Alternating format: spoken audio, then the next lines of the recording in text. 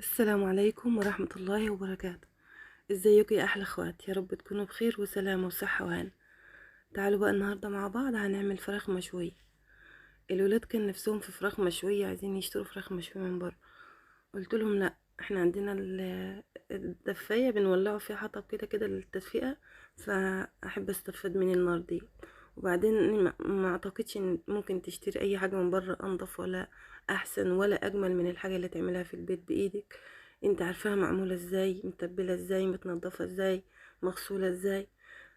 صراحة يعني طول ما الانسان يقدر يبدع ويعمل في بيته كل حاجة جميلة يعملها، ما يستسهلش الشراء من بره. لان انا ما اعتقدش ان في حد هيعمل حاجة بنظافة زي ما انت بتعملها بايدك، ولا بأمانة زي ما انت بتعملها بايدك. فغير بقى ان الوصفة ديت كان طعمها خطير ما شاء الله ولا قوة الا بالله. شايفين طعم الفراخ وريحتها كانت، ما اقدرش اوصف طعمتها. وريحتها كانت مالية البيت ومالية الدنيا كلها. فتعالوا بينا ان شاء الله نعرف الوصفة السحرية ديت، فيها اسرار. يعني ما انا اول مرة اعمل بيها. اول الاسرار بتاعتها التوابل نفسها. التوابل نفسها معانا قرفة وهيل.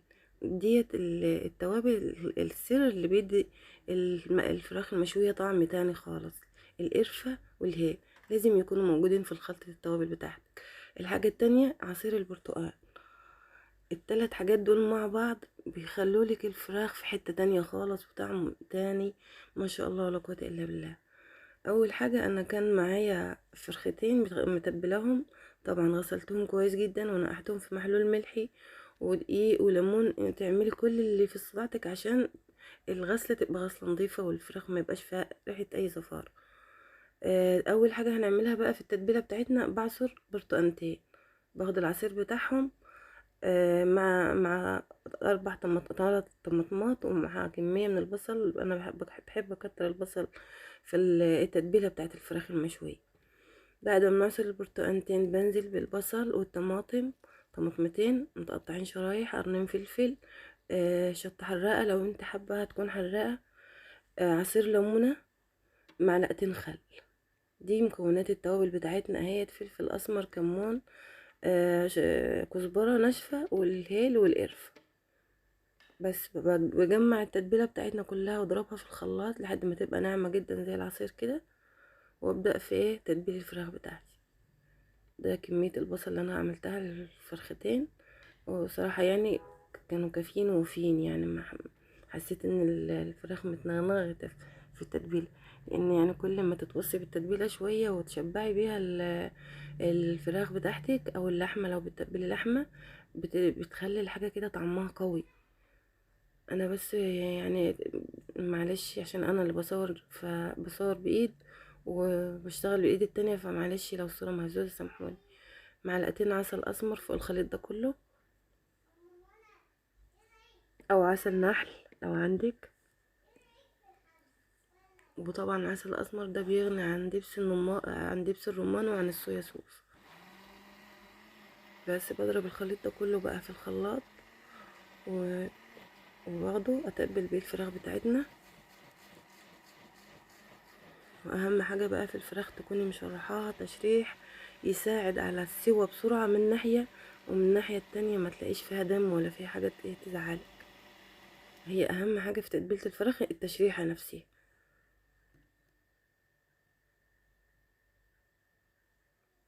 معلقتين الخل دول ضروري جدا جدا، لان هما بيدوا طراوة للفراخ ويخليها تستوي بسرعة، ما يخلوش فيها ايه دم. كان فيه فار صغنن هنا كده في الركن بيتفرج عليا وانا قفشته.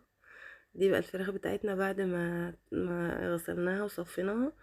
بتاخدي الورك كده تفتحي من عند الدبوسة، تشرحيه من عند الدبوسة وبالطول كده من تحت ونازل، ومن جوه برضو من تحت الجلد. تسيب الجلد ما بتشيلش، لان بتدي طعم حلو وبيبقى فيها دهون وزيوت بتساعد على التحمير حلو. وطبعا انا بدخل بالتتبيله تحت الجلد وفي الفتحات اللي انا عاملاها، يعني ما بخليش مكان الا والتتبيله تكون غمراء.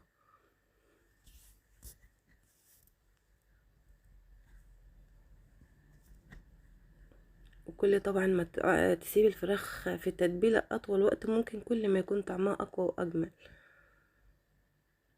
أنا المره دي صراحه كنت يعني تبلتها قبلها بيوم، كانت فارقة جدا في الطعم بتاعها.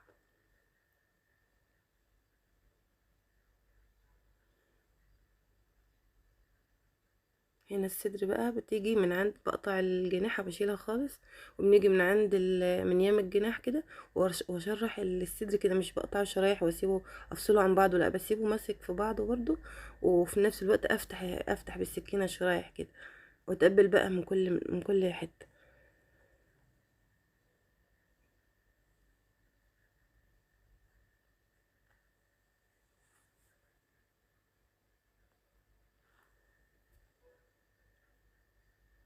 تنسيش بقى وانت شغالة كده لساننا يكون رطب بذكر الله سبحانه وتعالى، سبحان الله والحمد لله ولا إله إلا الله. كل حاجة يذكر عليها اسم الله بتكون لها طعم مميز وريحة مميزة، وفيها بركة وفيها خير لا يعلم إلا الله. تعليقاتكم بتسعدني، ياريت تكتبولي في الكومنتات ايه رأيكم في الوصفة، ولو حد جربها وعملها وطلعت حلوة معاه ياريت يكتب لي برضو يقولي، وياريت برضو تكتبولي وتقولولي ايه نفسكم في اي وصفة تانية نعملوها سوا، ان شاء الله هعملها على طول مش هتأخر. ربنا يحسن ما بين ايدينا وايديكم. ياريت الفيديو عجبكم تشتركوا في القناة وتفعلوا زر الجرس وتعملوا لايك. والسلام عليكم ورحمة الله وبركاته.